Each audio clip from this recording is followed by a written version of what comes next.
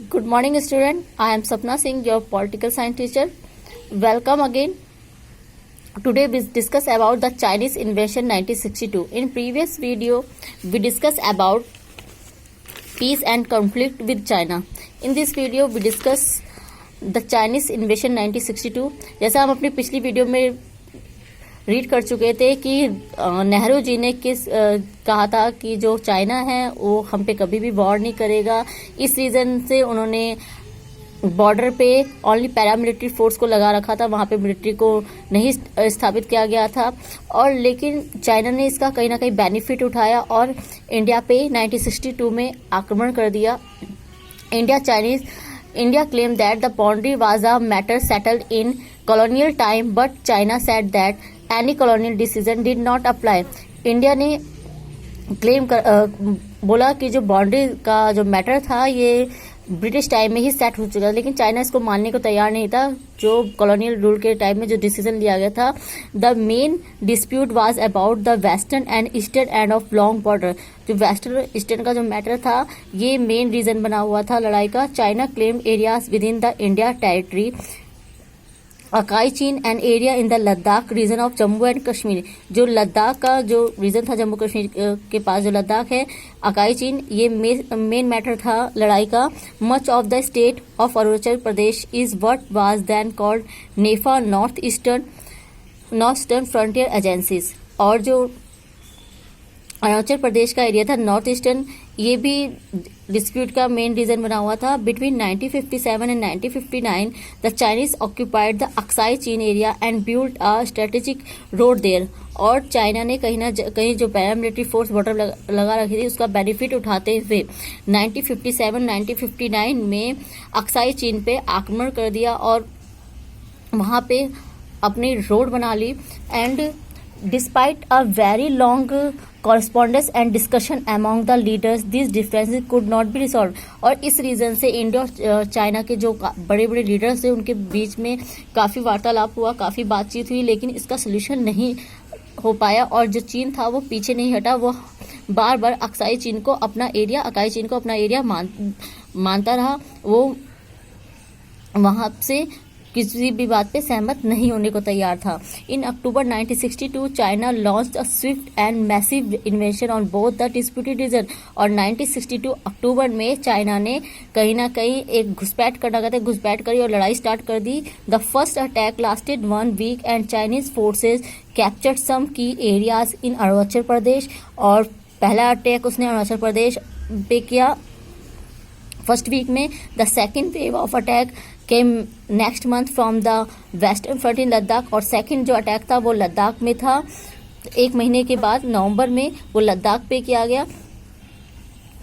और इस रीजन से जो कहीं ना कहीं इसका काफी प्रभाव पड़ा, वो हम नेक्स्ट टॉपिक में रीड करेंगे। और ये सब जो रीजन थे इनका अटैक का एक पीछे रीजन भी ये था, जो तिब्बत था, तिब्बत पे जो चाइनीज पॉलिटिशियन थे या चाइना की जो गवर्नमेंट थी वो कहीं ना कहीं तिब्बत पे अपना कब्जा कर रही थी और वहां पे अपने लोगों को बसा रही थी। और इस रीजन से जो वहां के धार्मिक गुरु थे Dalai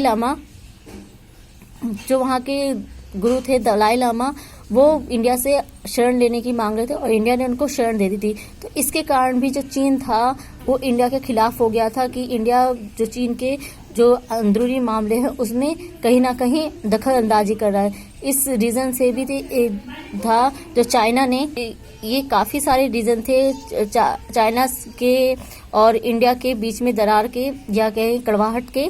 the impact of war, the China war did India image at home and abroad. India had to approach the American and the British for military assistance to tide over the crisis।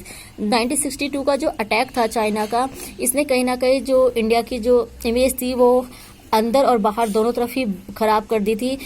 India को help मांगनी पड़ी थी America से और British से। The Soviet union remain neutral during the conflict, लेकिन Soviet union इसमें बिल्कुल तटस्थ रहा था, उसने कहीं भी इस कॉन्फ्लिक्ट में दखल अंदाजी न करने की तरह से कोशिश की। Induced a sense of national humiliation at the same time the strengthen a spirit of nationalism and some of the top army commanders either resigned or were retired. और कहीं ना कहीं इस टाइम में जब ये वॉर हुई थी तब जितने भी आर्मी कमांडर्स के बड़े बड़े जो ऑफिसर्स थे उनको रिजाइन देना पड़ा था and Nehru close associate and then defence minister V Krishnan Menon had to leave the cabinet. और यहाँ तक कि जो डिफेंस मिनिस्टर थे वी कृष्णन उनको भी अपने पद को छोड़ना पड़ा था और नेहरू की जो इमेज थी वो भी बहुत खराब हो चुकी थी। Nehru own image suffered as he was criticised for his naive assessment of the Chinese intervention and the lack of military preparedness. और जैसे मैंने बताया कि नेहरू की जो इमेज थी वो खराब हो जाए, इसका पीछे रीजन ये था कि बार बार वल्लभ भाई पटेल और उनके जितने भी अदर लीडर्स के थे उनके कहने के बावजूद भी नेहरू जी ने चाइना बॉर्डर पे मिलिट्री को नहीं लगाया और उनके साथ हमेशा दोस्ताना रिश्ते रखे, कभी भी उस तरफ से अवेयर नहीं रहे। For the first time a non confidence motion against his government was moved. His government was moved and debated in the Lok Sabha. और पहली बार कांग्रेस के अगेंस्ट में जो गवर्नमेंट थी उसके अगेंस्ट में नॉन कॉन्फिडेंस अविश्वास प्रस्ताव लाया गया था and soon thereafter the Congress lost some key by election. और इसी कारण नेक्स्ट इलेक्शन में लोकसभा को काफी अपनी सारी सीटें खोनी पड़ी। जो खुद नेहरू जी थे उनकी इमेज खुद खराब हो सकती थी, वो भी नहीं जीत पाए and the political mood of the country had begun to change. और जो कहीं ना कहीं जो कंट्री का पॉलिटिकल मूड था वो पूरी तरह से चेंज हो चुका था, वो कांग्रेस के अगेंस्ट में था। The war with China alerted the Indian leadership to volatile situation in north east region. और कहीं ना कहीं इस हमले के बाद जो चाइना के लीडर्स थे जो कहीं अवेयर नहीं थे नॉर्थ ईस्ट रीजन के, वो अवेयर हो चुके थे। Apart from being isolated and extremely under developed, this region also presented India with the challenge of national integration and political unity. क्योंकि जो नॉर्थ ईस्ट रीजन काफी पिछड़ा हुआ था और दोबारा से एक पॉलिटिकल यूनिटी और इंटीग्रेशन बनाने के लिए जितने भी पॉलिटिकल लीडर थे वो अवेयर हो चुके थे और दोबारा से देश को इकट्ठा होना चाहते थे। The process of it reorganization began soon. और जो रीऑर्गेनाइजेशन का प्रोसेस था वो स्टार्ट हो चुका था चाइना वॉर के बाद। The Nagaland was a granted statehood and Manipur and Tripura though union territories were given to right to elect their own legislative assembly. Nagaland को पूर्ण स्टेट बना दिया गया था और मणिपुर और त्रिपुरा जो पहले से यूनियन टेरिटरी थे अब उनको मणिपुर एंड त्रिपुरा जो खुद पहले से एक यूनियन टेरिटरी थे, केंद्र प्रशासित प्रदेश थे, लेकिन अब उनको खुद की लेजिस्लेटिव असेंबली बनाने का राइट दे दिया गया था। Now thank you student. In next video we discuss about Pakistan war. Thank you very much. Jai Hind.